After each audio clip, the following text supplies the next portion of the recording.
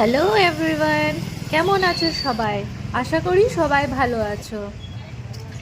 তাহলে চলো শুরু করি। আজকে আমরা এসেছি টিনা আর ময়নাকের ওয়েডিং রিসেপশনে। বাড়ির লোক থেকে মনে হয় আমরা বেশি এক্সাইটেড। ক্লাবের ডেকোরেশনটা তো খুব সুন্দর, আর আমরাও সেই রকম সুন্দরভাবে সেজেছি।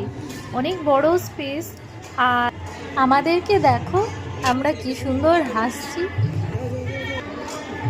আমার রিসেপশনে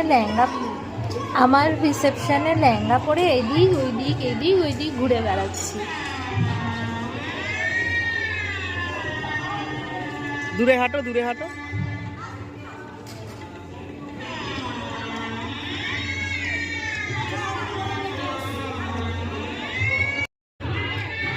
যাই হোক, নিউলি ওয়েড কাপলের সাথে দেখা করলাম, তারপর কাকু কাকিমার সাথেও দেখা করে নিলাম। খুব ভালো লাগলো।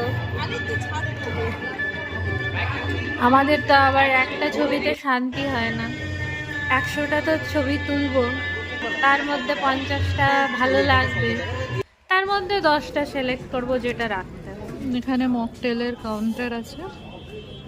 এই রঙিন জলের কি যে ট্রেন্ড আর কি যে ক্রেজ।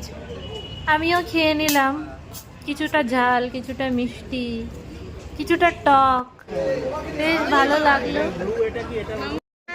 अभी हम आए हैं मॉकटेल काउंटर पे, और हम लोग यहाँ पे मॉकटेल पी रहे हैं। अभी तो पार्टी शुरू हुई है। मैं तो पी चुकी हूँ। এবার চলে আসি মেন কোর্সে হলো প্রথমের কাউন্টারটা স্যালাডের।